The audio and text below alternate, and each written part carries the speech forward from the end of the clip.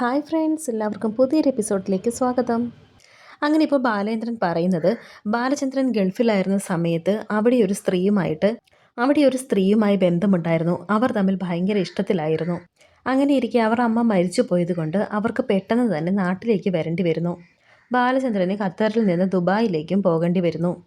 അങ്ങനെ അവർ തമ്മിലുള്ള ബന്ധമില്ലാതാവുകയാണ്. പിന്നീട് അവർ നാട്ടിൽ ചെന്നതിന് ശേഷമാണ് അറിയുന്നത് അവർ പ്രഗ്നൻ്റ് ആണെന്നുള്ളത്. അങ്ങനെ അവർ പ്രസവിക്കുകയും ആ കുട്ടി ഓർഫനേജിൽ ഏൽപ്പിക്കുകയും ചെയ്തു. അങ്ങനെയൊക്കെ ആ കഥകളൊക്കെ പറഞ്ഞുകൊണ്ടിരിക്കുന്ന സമയത്ത് ബാലചന്ദ്രന് ഒരു ഫോൺ കോൾ വരുന്നു. ദേ ഇപ്പോൾ വരാം എന്ന് പറഞ്ഞ് ബാലേന്ദ്രൻ ഇപ്പോൾ പുറത്തേക്ക് പോവുകയാണ്. ഇതൊക്കെ കേട്ട് ശിവൻ ആകെ ദേഷ്യം പിടിച്ച് നിൽക്കുന്നുണ്ട്. എന്നിട്ട് ശിവൻ പറയുന്നുണ്ട്, അപ്പോൾ അവൻ പറഞ്ഞു വരുന്നത് അവൻ്റെ മകൾ അലീന എന്നാണോ എന്നൊക്കെ ചോദിക്കുമ്പോൾ ബാലേന്ദ്രൻ്റെ അളിയൻ പറയുന്നുണ്ട്, എനിക്ക് ഈ കഥ കേട്ടിട്ട് വിശ്വാസയോഗ്യമായി തോന്നുന്നില്ല. കാരണം ആ സമയത്ത് അവൻ ഒരുപാട് സ്ട്രഗിൾ ചെയ്യുന്ന സമയമായിരുന്നു. അവൻ കഷ്ടപ്പെട്ടാണ് 2 പെങ്ങന്മാരെയും കല്യാണം കഴിപ്പിച്ച് വിട്ടത്. ആ സമയത്ത് ഇങ്ങനെ ഒരു ബന്ധമുണ്ടായിരുന്നു എന്നതിനെപ്പറ്റി യാതൊരു സൂചനയും കിട്ടിയിരുന്നില്ല എന്നൊക്കെ ഇപ്പോൾ ആളിയൻ പറയുന്നുണ്ട്. എന്തായാലും അയാൾ തിരിച്ചു വരട്ടെ, നമുക്ക് ചോദിക്കാം എന്നൊക്കെ പറഞ്ഞ് അവരങ്ങനെ നിൽക്കുന്നുണ്ട്. ഈ സമയം ഇപ്പോൾ ഫോൺ കോൾ വന്നിരിക്കുന്നത് മനുവിൻ്റേതായിരുന്നു. അങ്ങനെ മനുവിൻ്റെ ഫോൺ കോൾ എടുക്കുകയാണ് ബാലചന്ദ്രൻ. മനു ഇപ്പോൾ ബാലേന്ദ്രനോട് ചോദിക്കുന്നുണ്ട്, എന്താ അങ്കിളെ കേൾക്കുന്നത്?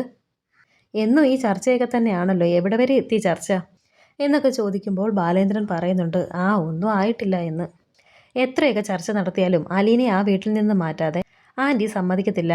അതേ ഒരു പോംവഴിയുള്ളൂ എന്നൊക്കെ മനു ഇങ്ങനെ പറയുമ്പോൾ ബാലേന്ദ്രൻ പറയുന്നുണ്ട്, അവൾ എൻ്റെ മകളാണ്, ഞാൻ അവളെ അവിടെ നിന്ന് മാറ്റാൻ ഉദ്ദേശിച്ചിട്ടില്ല എന്നൊക്കെ പറയുന്നു. അതാണ് തീരുമാനമെങ്കിൽ നിങ്ങളിങ്ങനെ ചർച്ച നടത്തി സമയം കളയേണ്ട കാര്യമില്ലല്ലോ. നിങ്ങളെല്ലാവരും കുടം കമഴ്ത്തി വെച്ചാണ് അതിനകത്ത് വെള്ളമൊഴിക്കുന്നത്. അതുകൊണ്ട് ആ ചർച്ചയങ്ങ് അവസാനിപ്പിക്കുന്നതല്ലേ നല്ലത് എന്നൊക്കെ മനു ചോദിക്കുമ്പോൾ ബാലേന്ദ്രൻ പറയുന്നുണ്ട്, അതെ, എനിക്ക് ഒരു ബോംബ് കൂടി ഇവിടെ പൊട്ടിക്കാനുണ്ട്, എന്നിട്ട് ചർച്ച നിർത്താം എന്ന് പറയുമ്പോൾ ആ ബോംബ് എന്താണ് എന്നിങ്ങനെ മനു ചോദിക്കുന്നു. അതെന്താണെന്നുള്ളതൊക്കെ ഞാൻ നിന്നോട് പിന്നെ പറയാം, ഏതായാലും ആ കാര്യമങ്ങ് നടത്തട്ടെ എന്നൊക്കെ ഇങ്ങനെ ബാലേന്ദ്രൻ പറയുന്നു. എന്നിട്ട് നീ എവിടെയാ എന്നൊക്കെ ഇങ്ങനെ മനുവിനോട് ബാലേന്ദ്രൻ ചോദിക്കുമ്പോൾ മനു പറയുന്നുണ്ട്, ഞാൻ കൊല്ലപ്പള്ളിക്ക് വന്നുകൊണ്ടിരിക്കുകയാണെന്ന് പറയുന്നു. എന്തായാലും എങ്കിൽ പിന്നെ കാണാമെന്ന് പറഞ്ഞ് ബാലേന്ദ്രൻ ഫോൺ വെച്ചിട്ട് ഇപ്പോൾ അകത്തേക്ക് വീണ്ടും ചെല്ലുന്നു. അങ്ങനെ വീണ്ടും ബാലേന്ദ്രൻ പറയുന്നുണ്ട്, അങ്ങനെ വൈജയന്തിയുടെ കാര്യമാണ് ഇപ്പോൾ പറയുന്നത്. വൈജയന്തി ആഗ്രയിൽ ചെന്നതിന് ശേഷം സ്റ്റാൻലി എന്ന് പറഞ്ഞ ഓഫീസറില്ലേ, അയാളുടെ കെയർ ഓഫിൽ ഒരു സ്കൂളിൽ ടീച്ചറായിട്ട് ജോയിൻ ചെയ്തു എന്നിങ്ങനെ പറയുമ്പോൾ ശിവൻ ഇപ്പോൾ ചോദിക്കുന്നുണ്ട്, ഇതല്ലല്ലോ നീ പറഞ്ഞു വന്നുകൊണ്ടിരുന്നത് എന്ന്. എനിക്ക് ചില സമയത്ത് മറവിയുണ്ട്, ഞാൻ പറഞ്ഞു വന്ന കാര്യം ഞാൻ പറയാമെന്ന് പറഞ്ഞിട്ട് ബാലേന്ദ്രൻ വീണ്ടും പറഞ്ഞു തുടങ്ങുന്നുണ്ട്. ഈ അടുത്ത കാലത്ത് അവൾ മരിച്ചുപോയി. മരിക്കുന്നതിന് മുമ്പ് ആ കുഞ്ഞിൻ്റെ അച്ഛൻ ഞാനാണ് എന്നുള്ള കാര്യം ഓർഫനേജിലെ നടത്തിപ്പുകാരിയായ ബ്രിജിത്താമ്മയെ അറിയിച്ചിരുന്നു. ബ്രിജിത്താമ്മയാണ് ഈ കാര്യം ബാലേന്ദ്രനെ വിളിച്ചറിയിക്കുന്നത്. ബാലേന്ദ്രൻ അവിടെ എത്തുമ്പോൾ അവരെ ഒരുപാട് ഇഷ്ടപ്പെടുന്നു. തൻ്റെ മകളെ കണ്ടിട്ടും കൊതി തീരുന്നില്ല. അവളെ ഇനി അനാഥയായി വളർത്താൻ താല്പര്യമില്ലാത്തത് കൊണ്ട് ബ്രിജിത്താമ്മയ്ക്ക് വാക്കുകൊടുത്തു, അവൾ ഇനി അനാഥയല്ല, അവളെ ഞാൻ ഇനി സംരക്ഷിച്ചോളാം എന്നൊക്കെ പറഞ്ഞു. പക്ഷേ അവളെ എങ്ങനെ വീട്ടിലോട്ട് കൊണ്ടുവരും എന്ന് ഞങ്ങൾ തല പുകഞ്ഞാലോചിച്ചു. അങ്ങനെ ഒരു തീരുമാനത്തിലെത്തി. ആ തീരുമാനത്തിൻ്റെ ഭാഗമായിട്ടാണ് ബ്രിജിത്താമ്മ തറവാട്ടിൽ വന്ന് മുത്തശ്ശനെ കാണുന്നതും മുത്തശ്ശിയെ നോക്കാൻ ഒരു ഹോം നേഴ്സിനെ തരാമെന്നും പറയുന്നതും പിന്നീട് എല്ലാവരും പോയി അലീനെ കൂട്ടിക്കൊണ്ട് വരികയും ചെയ്തത് എന്നൊക്കെ ഇങ്ങനെ ബാലചന്ദ്രൻ ഓരോ കഥകൾ ഇങ്ങനെ പറഞ്ഞുകൊണ്ടിരിക്കുന്നത് കേട്ട് അവിടെ നിന്ന് ചാടി എഴുന്നേൽക്കുന്നുണ്ട് ശിവൻ. നിനക്ക് നാണമില്ലടാ, എൻ്റെ പെങ്ങളെ വഞ്ചിച്ചിട്ട് നീ വ്യഭിചരിച്ചുണ്ടാക്കിയ ഒരു കുട്ടിയെയും കൊണ്ട് വീട്ടിൽ കൊണ്ട് താമസിപ്പിക്കാൻ നിനക്ക് നാണമില്ലേ? എൻ്റെ പെങ്ങളെ നീ ചതിക്കുമല്ലായിരുന്നോ എന്നൊക്കെ ബാലേന്ദ്രനോട് ചോദിക്കുമ്പോൾ ബാലേന്ദ്രൻ ശിവനോട് ചോദിക്കുന്നുണ്ട്, ഇതൊക്കെ ചതിയാണോ ശിവേട്ടാ? സംഭവിച്ചു പോയതല്ലേ എന്നൊക്കെ ചോദിക്കുമ്പോൾ ശിവൻ പറയുന്നുണ്ട്, നീ ചതിച്ചത് പോരാഞ്ഞിട്ട് ആ കുട്ടിയെ ഇങ്ങോട്ട് കൂട്ടിക്കൊണ്ട് വരേണ്ട കാര്യം എന്തായിരുന്നു?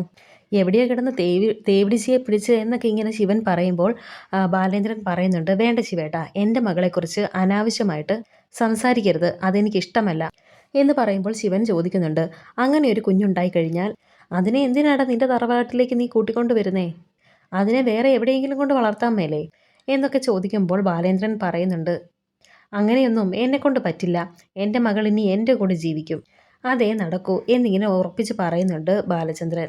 അങ്ങനെ ഇതെല്ലാം കേട്ടുകൊണ്ടിരുന്ന ആ സുഭാഷ് എന്ന് പറയുന്ന ആ മനുഷ്യൻ പറയുന്നുണ്ട്, നിങ്ങൾക്ക് നാണമില്ലേ നിങ്ങൾ വ്യഭിചരിച്ചുണ്ടാക്കിയ ഒരു കുട്ടിയെക്കുറിച്ച് ഇവിടെ വന്ന് വിളമ്പാൻ? ആ പെൺകുട്ടിയെ നിങ്ങളുടെ കുടുംബത്തിൽ കൊണ്ട് താമസിപ്പിച്ച് നിങ്ങൾ ഭാര്യയും മക്കളുമായി സ്വർഗം പോലെ കഴിഞ്ഞൊരു കുടുംബം നിങ്ങൾ നശിപ്പിച്ച് വെച്ചിരിക്കുകയാണ്. അതിനെ വേറെ എവിടെയെങ്കിലും കൊണ്ട് കള എന്നൊക്കെ പറയുമ്പോൾ ബാലേന്ദ്രൻ പറയുന്നുണ്ട്, അങ്ങനെ കൊണ്ട് കളയാനൊന്നും പറ്റില്ല. അവളെൻ്റെ മകളാണ്, അവൾ എൻ്റെ കൂടെ തന്നെ കാണും, അത് യാതൊരുവിധ മാറ്റവുമില്ല എന്നൊക്കെ പറയുമ്പോൾ ശിവൻ വളരെയധികം ദേഷ്യപ്പെട്ട് പറയുന്നുണ്ട്, നീ എൻ്റെ പെങ്ങളെ ചതിച്ചു, അങ്ങനെ ഒരു ചതി ചെയ്തിട്ട് നിനക്ക് എങ്ങനെ ഇങ്ങനെ നട്ടലെ നിവർത്തി നിൽക്കാൻ കഴിയുന്നു എന്നൊക്കെ ചോദിക്കുമ്പോൾ ബാലേന്ദ്രൻ ഇപ്പോൾ ചോദിക്കുന്നുണ്ട്, എനിക്കങ്ങനെ ഒരു സംഭവം നടന്നു, ഞാൻ സമ്മതിച്ചു, പക്ഷേ ഞാൻ വിവാഹം ചെയ്യുന്ന സമയത്ത് വൈജയന്തി കന്യകയായിരുന്നോ, അത് ഉറപ്പിച്ച് പറയാൻ പറ്റുമോ എന്നിങ്ങനെ ബാലേന്ദ്രൻ ചോദിക്കുമ്പോൾ ശിവൻ പറയുന്നുണ്ട്, ദേ തോന്നിവാസം പറയരുത് എന്ന് പറയുമ്പോൾ ബാലേന്ദ്രൻ വളരെ ശാന്തനായി നിന്ന് ചോദിക്കുന്നുണ്ട്, എന്തിനാ ശിവേട്ട പൊട്ടിത്തെറിക്കുന്നത്? ഞാൻ ചോദിച്ചതിന് മര്യാദയ്ക്ക് മറുപടി പറയാമല്ലോ.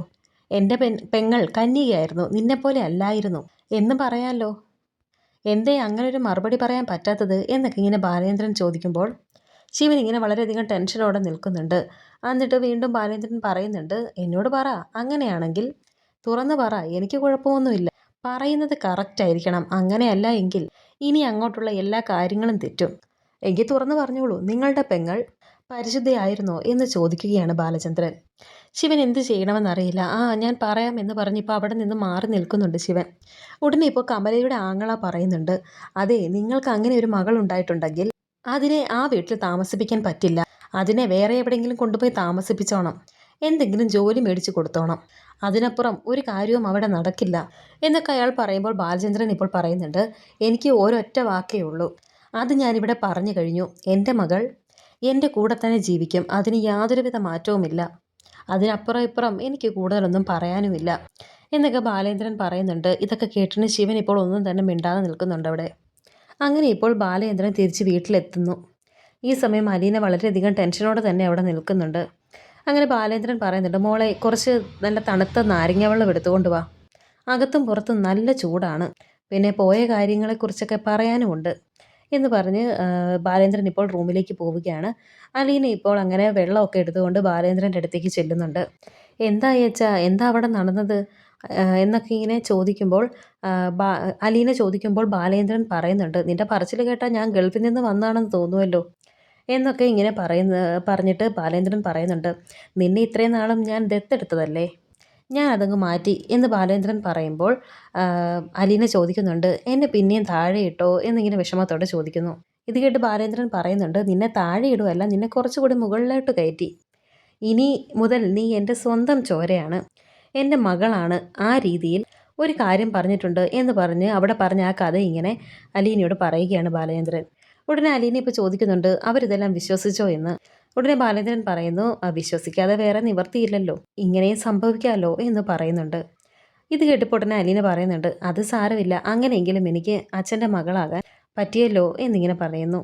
ഇതൊക്കെ കേട്ടിട്ട് അവരൊന്നും മിണ്ടിയില്ലേ എന്നും അലീന ഇപ്പോൾ ചോദിക്കുന്നുണ്ട്.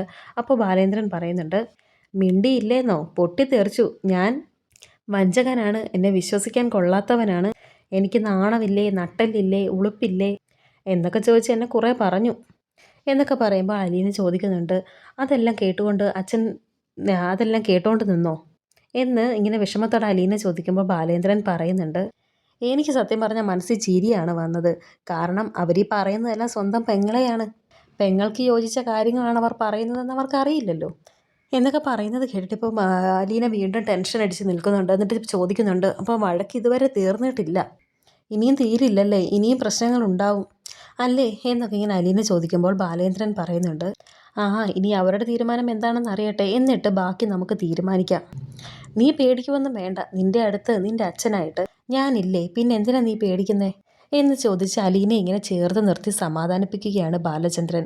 വരാനിരിക്കുന്ന പുതിയ എപ്പിസോഡുകളുമായി വീണ്ടും കാണാം. Thank you for watching.